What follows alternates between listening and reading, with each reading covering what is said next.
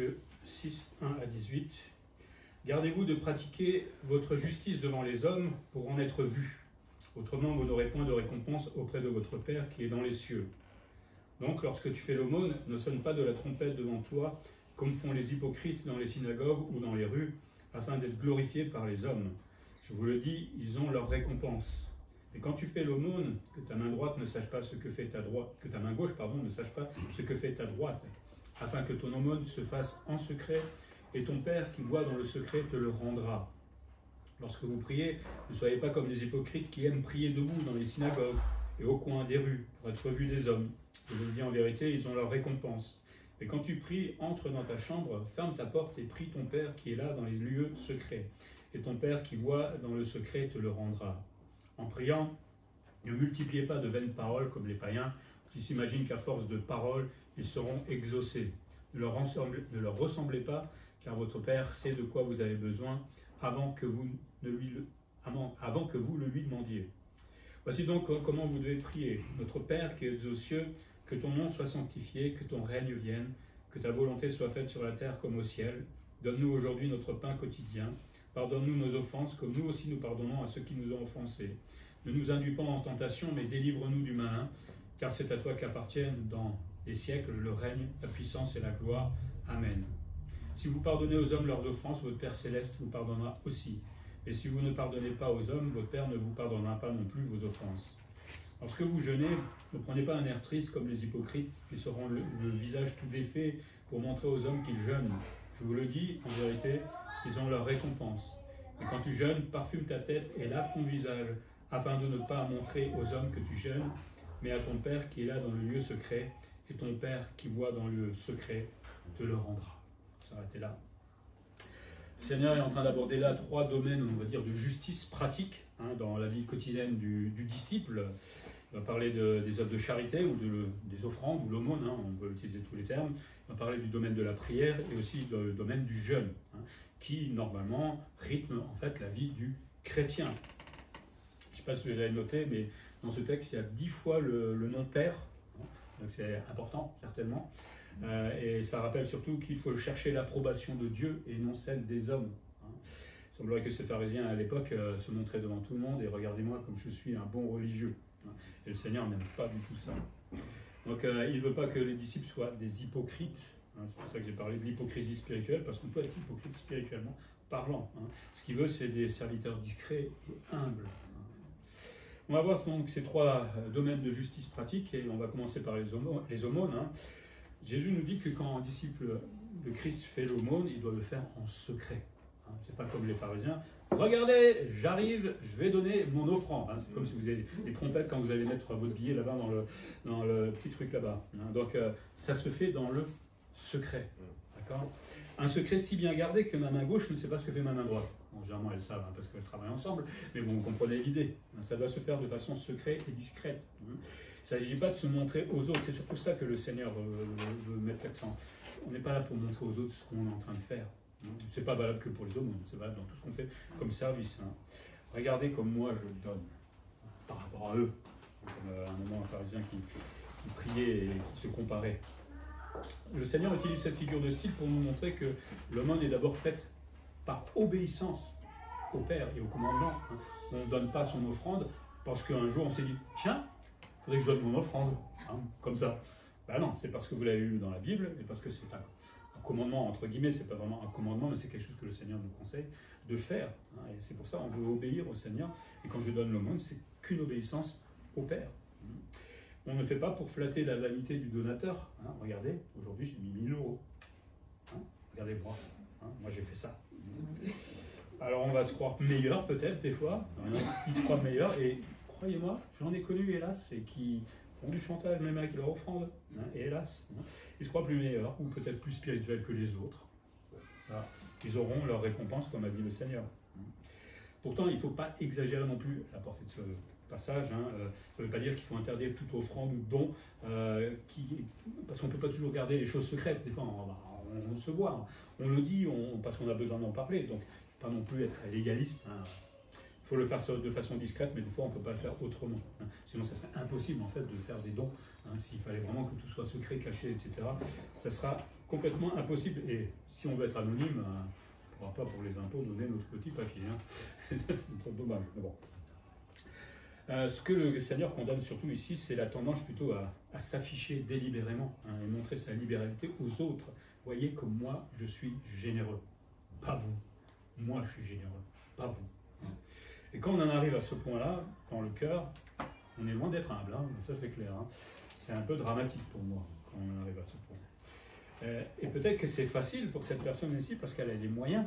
Hein, quand elle a les moyens, c'est facile de donner un peu d'argent à l'église ou pour les missionnaires, etc. Mais en même temps, ça peut être un moyen de déprimer les autres qui voudraient le faire mais qui n'ont pas les moyens. Hein. Parce que des fois, il y en a qui voudraient mais ils ne peuvent pas parce que voilà, ils ne gagnent pas assez dans la vie, etc. Donc c'est à la fois gênant et en même temps humiliant pour d'autres personnes. Et souvent, ces personnes qui donnent avec un montrant, souvent elles donnent de leur superflu. Hein. C'est pas, s'il faut vraiment faire un calcul un jour de ce que le Seigneur voudrait, ça sera un peu plus certainement que ce qu'il donne. Ça rappelle la veuve hein, qui donnait sa petite pite, qui était en fait tout ce qu'elle avait. Voilà ce que le Seigneur veut. Alors il ne veut pas tout notre salaire, évidemment. Il sait qu'on a besoin de vivre, hein, on est bien d'accord. On ne va pas faire un message sur les offrandes ce matin, mais vous savez comment ça se fait dans la Bible. Le Seigneur, ce qu'il veut, c'est que nous ne pratiquions pas notre propre justice. Hein. Il ne veut pas qu'on parade comme le pharisien, qu'on se montre devant tout le monde.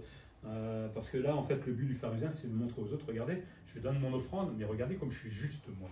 Hein. Je suis un bon juste, je suis quelqu'un qui obéit à la loi. Ok, mais est-ce qu'il obéit à Dieu? C'est ça la vraie question. Hein. Oui, peut-être qu'il obéit, mais il exagère un peu son obéissance, quelque part. La justice n'est pas premièrement une chose entre une personne et les autres. C'est ça qui est important. C'est une relation entre Dieu et moi. Hein. Je deviens juste parce que Dieu me dit juste. Les autres, on s'en fiche. Hein. Déjà, être juste avec quelqu'un d'autre, c'est déjà très compliqué. Donc la justice, c'est une relation, c'est une chose entre Dieu et moi. Et elle doit être pratiquée devant le Seigneur, pas devant les hommes. Alors, on ne peut pas faire autrement des fois parce que les hommes sont à côté, hein, on l'a prié tout à l'heure. Mais voilà. C'est toi que je regarde quand je suis en train de faire un tel acte. Et je veux être approuvé par toi, Seigneur, et pas par les hommes. Autrement, la récompense de notre justice, ben, ce sera simplement l'admiration que vont nous vouer tous ces hommes qui vont « Oh là là, Emmanuel, comme il a donné plein d'offrandes. Oh, et moi, je suis le meilleur, je suis le plus spirituel. » Je suis le débile, hein, excusez-moi, mais parce que ça me paraît inconcevable de vivre comme ça, mais il y en a qui sont comme ça, hélas. Hein. Alors ils ont leur récompense, comme dit le Seigneur, mais c'est une récompense futile et passagère, parce que l'admiration des hommes, ça dure 15 secondes, et c'est fini après. Alors, à moins que vous soyez une star de l'offrande, je ne sais pas, s'il y en a peut-être un qui...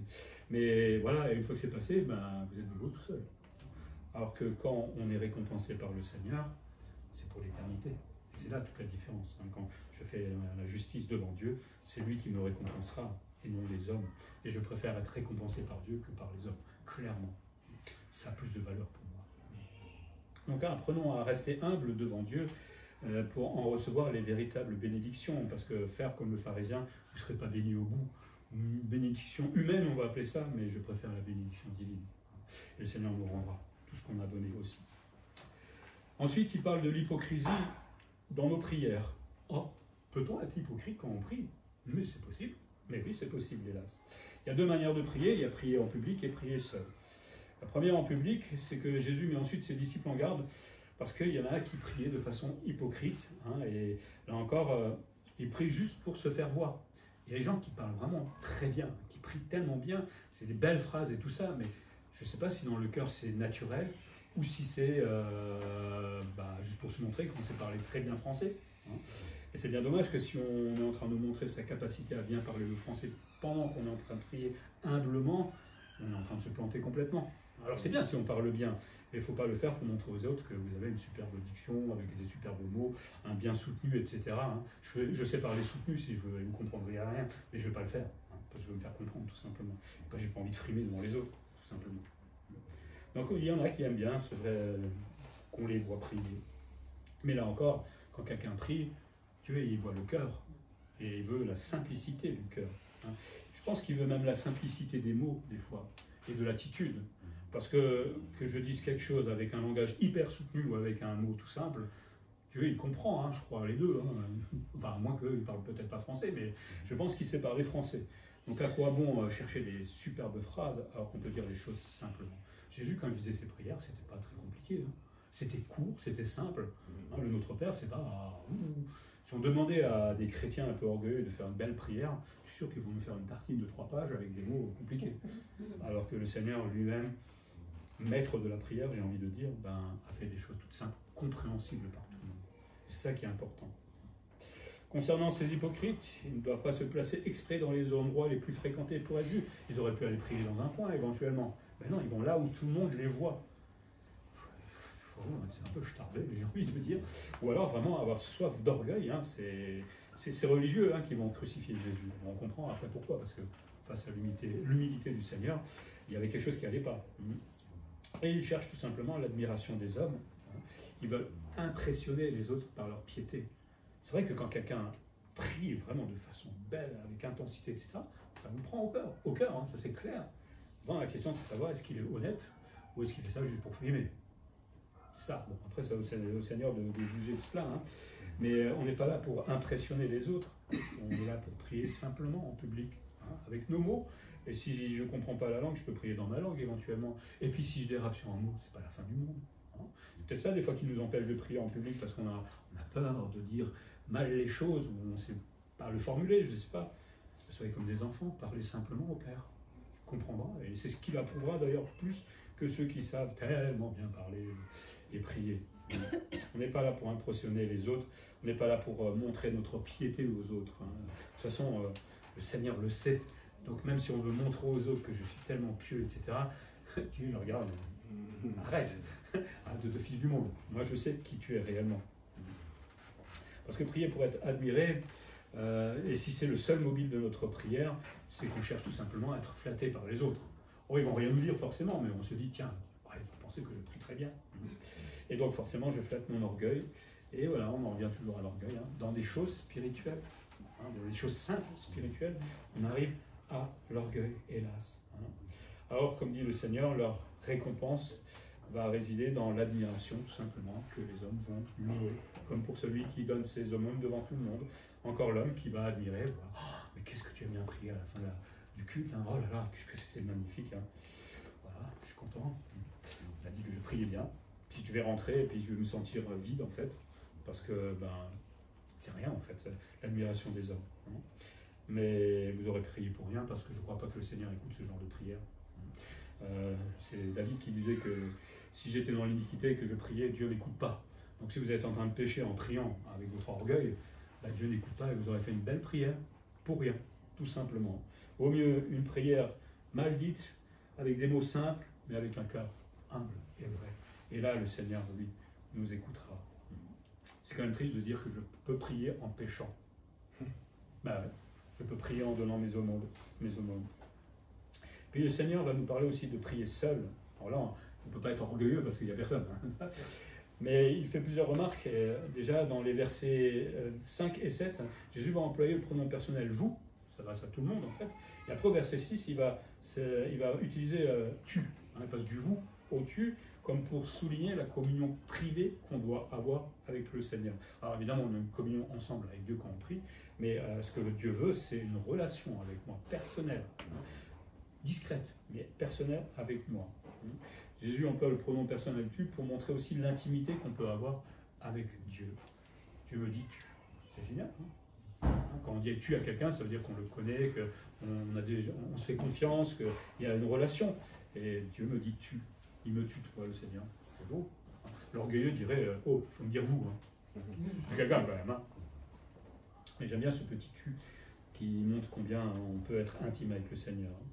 Et pour qu'une prière soit exaucée, nous dit le Seigneur, elle doit être faite dans le secret. Alors, c'est vrai qu'on peut prier ensemble, on ne peut pas le faire dans le secret, mais on peut prier seul aussi, hein, et pas aller dire tout le monde, ah, j'ai prié aujourd'hui 15 fois. Hein. Vous avez prié combien de fois? Ah non, il y a aussi des tordus comme ça. Hein. Non, c'est un entretien privé entre Dieu et le croyant, la prière. Hein. Il dit, ferme la porte de ta chambre. J'aime bien l'image, c'est prends-toi un temps, réserve-toi un endroit tranquille où personne ne va te perturber. Hein. Ça veut dire que mon portable, il va m'embêter celui-là. On va le mettre un peu loin. Hein. La télé, on va peut-être la fermer, parce que je ne me verrai jamais prier avec la télé à fond derrière, avec les infos. Les réseaux sociaux, hein, les SMS, tout ce qui nous embête, derrière la porte. Hein. Comme ça, on est tranquille. Et croyez-moi qu'on est vite perturbé par beaucoup de choses, hélas. Donc c'est la maman de Spurgeon, je crois, si je me souviens bien, qui avait plusieurs enfants, je crois 7, beaucoup d'enfants en tout cas, et qui avait toujours les bambins autour d'elle. Et donc quand elle faisait la cuisine, elle mettait le tablier sur la tête et elle prenait son temps avec le Seigneur pour prier, parce que sinon elle n'y arrivait pas. Je trouve ça beau comme image. Alors, je ne sais pas si les enfants n'arrêtent pas de l'embêter, mais enfin bon. C'est comme ça que le Seigneur va nous écouter, hein, pas en paradant, mais en restant humble. Si on veut que nos prières montent au ciel, ben, il faut prier selon les critères divins et pas les critères humains. Hein. Et Dieu nous écoutera et nous répondra. Pour ça, après, c'est selon sa volonté, hein, et selon son temps. Déjà, sa volonté, c'est... Mais alors, son temps, c'est là où des fois, c'est long, parfois, quand Dieu répond. Mais il répond. Et des fois, ne pas répondre, c'est une réponse aussi. Mais attention aussi à la mise en garde de Jésus, hein, il ne faut pas aller trop loin non plus, comme pour les aumônes, hein, on ne va pas devenir légaliste non plus, c'est-à-dire de prétendre absolument que ce passage interdit de prier ensemble, en public, hein, c'est pas ça que ça veut dire, parce que sinon, l'Église primitive se réunissait tous les jours et priait en commun, il y a plein de versets qui en parlent, et le Seigneur nous pousse à prier ensemble, hein, et prier tous les jours. Hein. C'est quand la dernière fois que vous avez prié hors culte avec l'Église ensemble? Il y en a quelques-uns qui prient avec moi pendant la semaine, mais les autres, ça fait peut-être longtemps et c'est bien dommage. Hein. Moi, je vous invite vraiment à prendre du temps, soit le mardi, soit le vendredi, à prier ensemble. Hein. À prendre ce temps, c'est tellement important, et de partager les sujets de l'Église, mais aussi d'avoir cette communion dans la prière. Hein. Prier seul tout le temps, moi, c'est un peu fade. Mais prier ensemble, ça, c'est super parce que je vois que l'autre a le même intérêt que moi pour ce sujet ou ce domaine, etc. Hein. Donc, vous savez, quand on a nos réunions, et moi je vous invite à venir prier avec moi et les autres. Ce que Jésus met ici en cause, c'est plutôt, c'est moins l'endroit, où l'on prie, hein, que le pourquoi et l'objectif de ces si belles prières. Hein. C'est pas trop le lieu, sauf si vous mettez vraiment un endroit où tout le monde vous voit, juste exprès, mais c'est surtout pourquoi faire de si belles prières que Dieu n'écoutera pas. Est-ce qu'on cherche, c'est valable dans tous les services qu'on fait dans l'Église, hein, est-ce qu'on cherche à être vu des hommes? Et il y en a, hélas, qui font ça juste pour avoir de la gloire. Et il y a des stars, hein, chrétiennes, oh là là, il y a des superstars, hein, aujourd'hui. Ou est-ce qu'on veut simplement être entendu par Dieu? Parce que quand je prie juste pour être vu par les hommes, c'est pas vraiment l'objectif de la prière, il me semble. Sauf si on est tordu, évidemment. Hein. Mais quand je prie, c'est pour que le Seigneur m'entende, pour que j'ai cette relation avec lui. Donc que le Seigneur nous aide dans ce domaine, et peut-être nous-mêmes, hein, il ne faut pas croire qu'on tape sur les pharisiens, mais nous-mêmes, des fois, on peut glisser aussi, il ne faut pas croire. Hein. Et puis il va parler du contenu de cette prière, qui ne doit pas être tissée de vaines paroles. Hein, on ne redit pas tous les jours la même chose au Seigneur, parce qu'avant que vous étiez né, il savait déjà ce que vous allez lui dire. Donc lui répéter 15 fois, c'est le prendre pour un débile, quoi, en fait, quelque part. Hein. Après, je fais la différence entre répéter les choses bêtement et persévérer dans un sujet, hein, on est bien d'accord. Redire les mêmes phrases tout le temps, c'est comme le chapelet, quoi. Il faut redire 15 000 fois le machin, ou je crois qu'il faut toucher le machin, les boules là, sur le chapelet, un truc dans le genre. Mais ça, c'est complètement stupide, c'est mécanique, c'est pas une relation avec Dieu. Hein, et pourtant, il y en a qui croient à ça. Le Seigneur, il veut une vraie relation, rien de mécanique. Hein.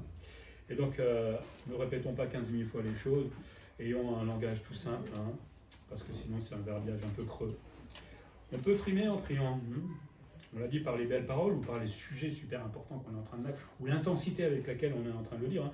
Je ne sais pas si vous avez été déjà allé dans un milieu pentecôtiste. Oh, il y en a qui prient, mais c'est fou, vous vous envolez avec eux. Hein. Ouais, mais tout ça, c'est...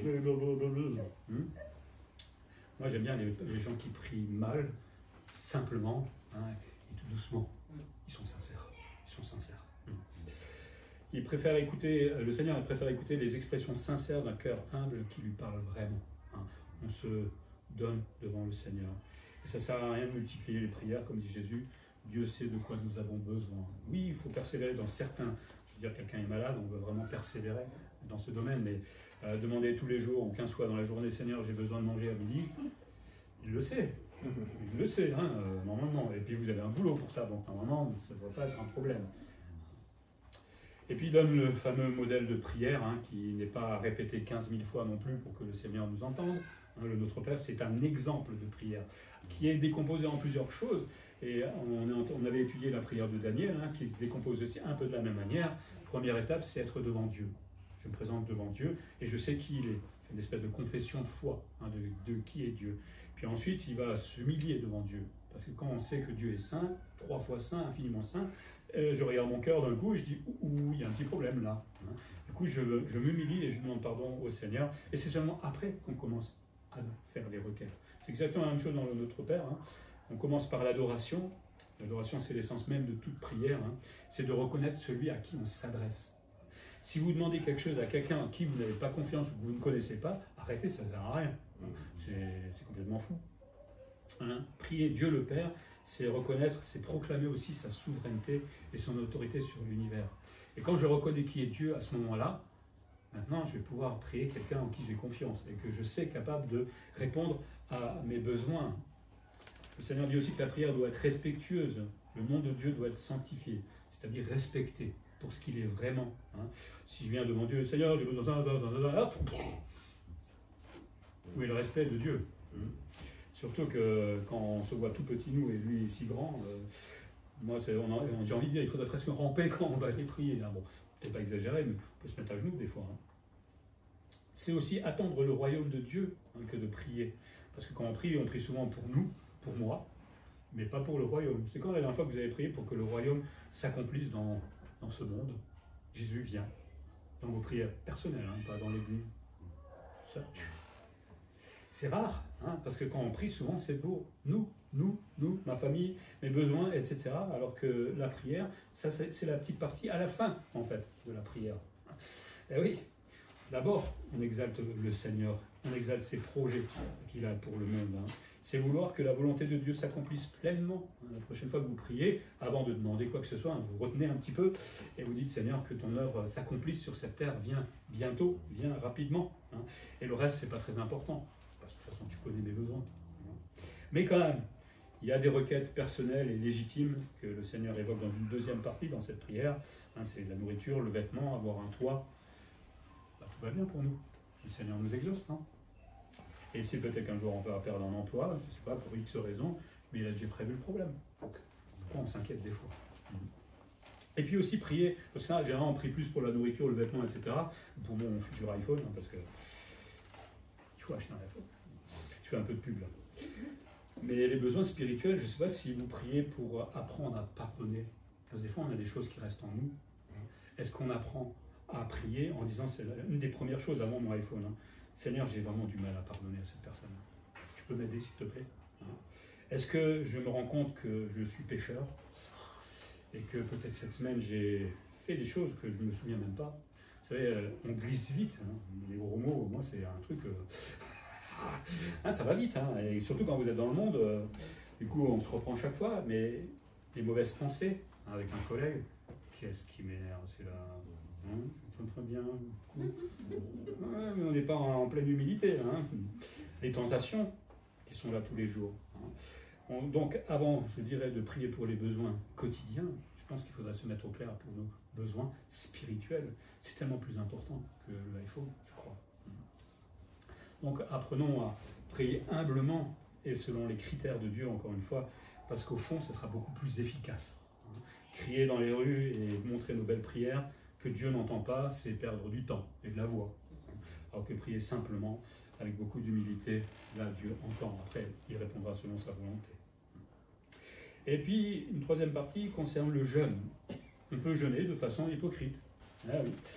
Parce que le pharisien, peut-être d'autres, on ne va pas taper que les pharisiens, montraient qu'ils étaient en train de jeûner. Et du coup, ils sortaient et ils montraient par un visage qui était complètement malheureux, les joues creuses, le teint livide, la mine triste. Tout ça pour montrer aux autres qu'ils étaient en train de jeûner. Et peut-être qu'au fond de leur cœur, ils voulaient faire croire qu'ils étaient beaucoup plus spirituels. Regardez comme je sais m'humilier, comme je sais être triste, etc. Pour Dieu, devant Dieu. Regardez comme je le fais si bien. Mais quel intérêt? J'ai déjà dit, Dieu voit le cœur. Ça ne sert à rien d'avoir l'apparence de quelque chose si au fond du cœur, ce n'est pas réel. Et puis surtout, Jésus déclare ridicule de vouloir paraître saint. On ne paraît pas saint. Ça dépend comment on s'habille peut-être, mais on paraît saint dans le cœur. Parce que Dieu, c'est ce qui se passe dans le cœur. Et c'est là où on est saint. C'est pas par... oui, c'est une influence évidemment sur notre façon d'être, etc. Mais c'est le cœur qui doit l'être d'abord, pas nos attitudes. Et donc, pour le Seigneur, c'est ridicule d'être ah, je suis malheureux, hein, je jeûne aujourd'hui. Le vrai jeûne, dit le Seigneur, ou le vrai disciple qui jeûne, ça se fait complètement en secret. Peut-être quelqu'un jeûne aujourd'hui, mais je ne le sais pas. Et je ne veux pas le savoir de toute façon. En fait, le Seigneur dit qu'il ne doit rien laisser transparaître du jeûne. Il ne le dit pas. Il se parfume, il se lave. Il est comme tous les jours, en fait. En fait, on ne verra pas la différence quand il jeûne ou quand il ne jeûne pas. C'est ça, le vrai jeûne. C'est comme ça qu'on doit le faire. Et non pas en se montrant devant tout le monde. Ouais, moi je jeûne aujourd'hui. Hein. L'essentiel, c'est que le Seigneur le sache. C'est ça qui est important. C'est pas que les autres le sachent. C'est que Dieu le sache. Et c'est là où la récompense sera meilleure. Parce que, approuvé par les hommes, oh, regardez cet homme qui jeûne, regardez comme il a les joues creuses, il n'a pas mangé depuis 3 jours, je ne sais pas quoi. Hein. Bon, manger quand même au bout de 3 jours, parce que... mais voilà, récompense des hommes encore. Alors que celui qui est discret, Dieu le voit. Il voit sa véritable humilité et voit qu'il est en train de jeûner. Alors le vrai jeûne, il y aura beaucoup de choses à dire, je crois qu'on avait déjà prêché là-dessus, hein, c'est s'abstenir de satisfaire tout appétit physique. On peut jeûner de mille et une manières. Moi, j'ai envie de dire même qu'on peut jeûner en mangeant, hein, c'est pas le problème, d'accord. C'est moi, dans Ésaïe, il est dit que c'est surtout l'attitude du cœur qui est importante quand on jeûne. C'est pas ce qu'on en fait autour. Hein. Le jeûne peut être volontaire, c'est moi qui décide, qui prend le temps, comme involontaire. Par exemple, Paul se retrouvera sur le bateau dans la tempête à jeûner sans vouloir. Hein. Il n'avait pas trop le choix, parce qu'il n'avait pas à manger. Dans le Nouveau Testament, le jeûne est associé à l'affliction et à la prière. Peut-être dans certaines périodes de notre vie, ou peut-être parce qu'il y a quelque chose dans l'Église, hein, on peut éventuellement jeûner de façon discrète. Alors, on peut le faire aussi à plusieurs. C'est là où ça devient un peu plus compliqué des fois, parce que justement l'orgueil est là. Moi je jeûne plus que toi, plus longtemps. Je suis un plus beau jeûne que toi. Bon, bref. Ça accompagne aussi la prière. En fait, on veut montrer, on veut faire preuve de sérieux, hein, devant Dieu, parce qu'on cherche sa volonté. Hein, on a des fois des choix de vie. Alors on prie, mais on peut aussi aller plus loin en jeûnant. Alors, pas forcément en ne mangeant plus, mais être devant Dieu et lui dire voilà, là c'est vraiment très difficile pour moi, je ne sais pas quoi faire, je suis vraiment sérieux devant toi Seigneur, et aide-moi, montre-moi ta volonté. Alors ça ne viendra pas tout de suite comme ça par SMS, hein, je vous rassure, mais des fois Dieu peut répondre vite, ou prendre son temps pour nous faire réfléchir aussi peut-être. En tout cas, ce que n'est pas le jeûne, ça n'a pas un acte méritoire, ce n'est pas une valeur méritoire. Hein, c'est pas parce que vous jeûnez que vous aurez le salut, que vous aurez une guérison, que vous aurez ça. Pas du tout. Hein. Rien du tout avec ça.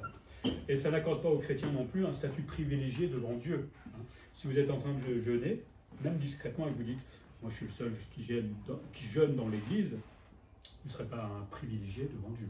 Il regarde tout le monde de la même manière. Hein. Faites-le discrètement, mais vous ne serez pas meilleur que les autres ou plus spirituel parce que vous jeûnez. J'ai personnellement rarement jeûné et ça ne change rien. Je prie et puis le Seigneur répond. Donc voilà. Après, il y aura peut-être une période où j'aurai besoin de le faire. Si, je vais peut-être le faire une ou deux fois, mais je ne me sens pas plus spirituel, plus devant Dieu, ou je ne sais pas quoi. Hein. Comme on le fait simplement et dans la discrétion, on ne peut pas se comparer aux autres. Et c'est là où c'est bien. Et en plus, le Nouveau Testament ne prescrit pas le jeûne. Il n'y a aucun passage qui dit qu'il faut jeûner. On le voit, c'est souvent des pratiques de l'Ancien Testament, mais ce n'est pas un commandement comme prier. Hein, le Seigneur nous demande de prier sans cesse. Il ne demande pas de jeûner sans cesse. Hein. Mais ça peut aider le chrétien, ça peut l'encourager aussi éventuellement à prendre ses temps réservés pour Dieu. C'est vrai qu'on court toute la semaine, et quand on peut s'arrêter de temps en temps et être sérieux devant Dieu, prendre du temps avec le Seigneur, eh je pense que ça peut être que utile pour nous, hein, de le faire. C'est aussi utile dans notre vie de prière, et surtout dans les moments de crise. Hein. Et peut-être ça peut aussi nous permettre de ne pas nous endormir spirituellement. On s'endort vite spirituellement. C'est horrible. Hein. Cette semaine, on n'avait pas la réunion de prière, et je me suis rendu compte très vite que il y a quelque chose qui me manquait. Au moins le contact avec les frères, mais aussi cette relation avec Dieu que je peux avoir avec les frères.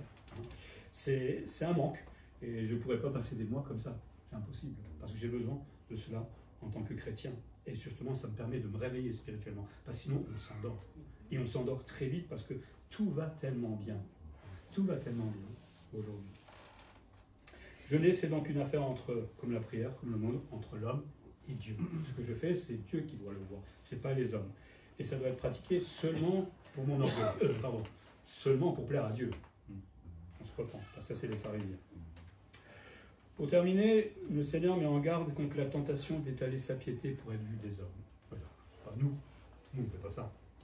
On peut le faire dans l'aumône, la prière, le jeûne, la chorale, la prédication, la présidence, chanter, prier. Enfin, on peut le faire dans tout, en fait. Dans tous les domaines. Et c'est à nous, de temps en temps, de nous arrêter où j'en suis là. Est-ce que je fais ça par orgueil? Est-ce que j'ai envie de montrer aux autres que je suis capable de faire telle ou telle chose? Ou je le fais vraiment simplement pour le Seigneur? Et croyez-moi, ça glisse très vite, hein.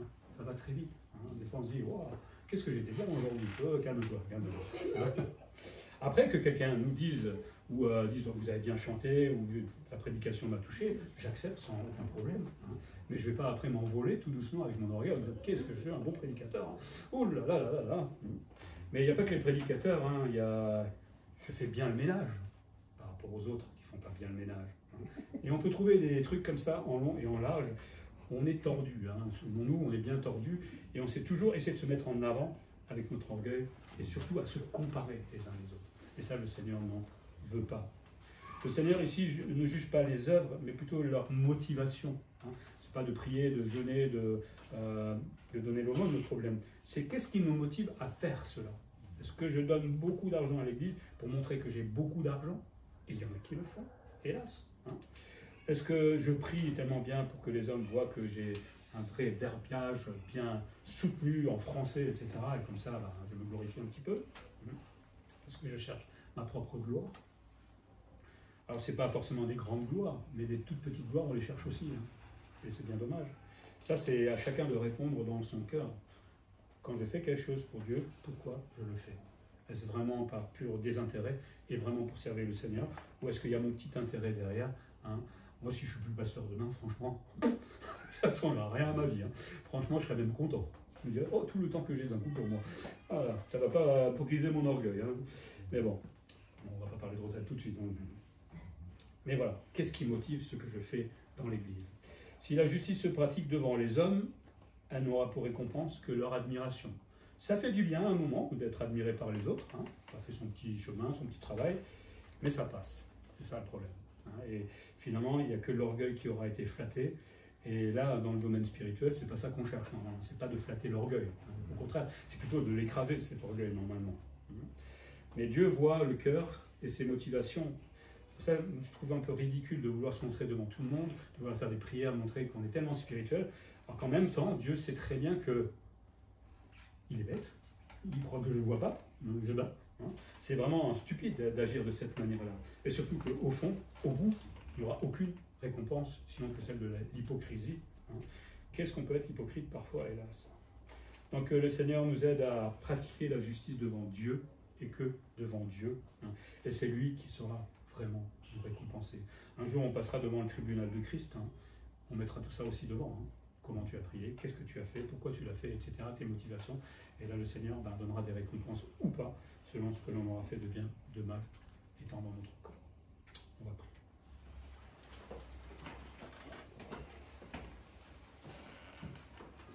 Seigneur, merci pour ces paroles que tu nous donnes et qui nous poussent à l'humilité, justement, et à ne pas réagir comme ces pharisiens autrefois, où les hommes encore aujourd'hui, hein, rien n'a changé, le péché est toujours là, qui aiment à se montrer, à montrer leur capacité de prier, de donner les aumônes, de jeûner.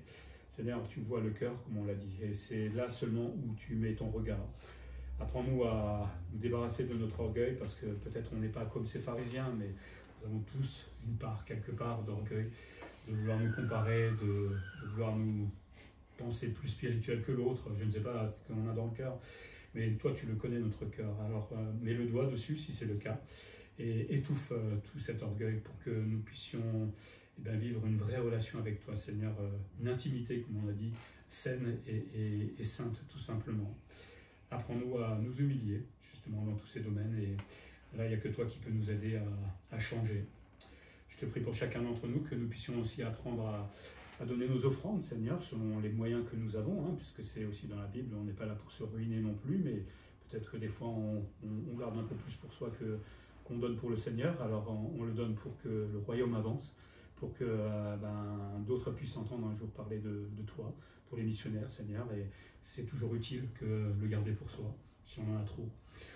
On te demande de nous aider aussi à prier, Seigneur, à prier ensemble, comme je l'ai dit tout à l'heure, à essayer de trouver le temps pour être avec les frères, avec les sœurs. Je sais que les emplois du temps ne sont pas toujours simples, mais peut-être qu'on peut l'organiser autrement, je ne sais pas. C'est tellement un bon moment de partager les sujets et de prier les uns pour les autres. Enfin, combien de fois ça me fait du bien à moi, et je ne sors jamais d'une réunion de prière triste ou malheureux, au contraire. Par contre, quand je ne l'ai pas, c'est vrai que c'est quelque chose qui manque. Et Seigneur, apprends-nous aussi à jeûner selon ta volonté. Alors, tu ne nous demandes pas forcément de le faire, mais il y a peut-être des cas ou des situations qui l'impliquent. Montre-nous à combien nous devons rester simples, humbles, tout simplement, et surtout sérieux devant toi. Et ça, je pense qu'on doit l'être tout le temps. Voilà, apprends-nous à jeûner comme toi tu nous le demandes. Je te demande de bénir chacun, de nous aider, et moi le premier dans tous ces domaines, à te plaire, Seigneur, et c'est là notre récompense. En Jésus-Christ. Amen. Amen.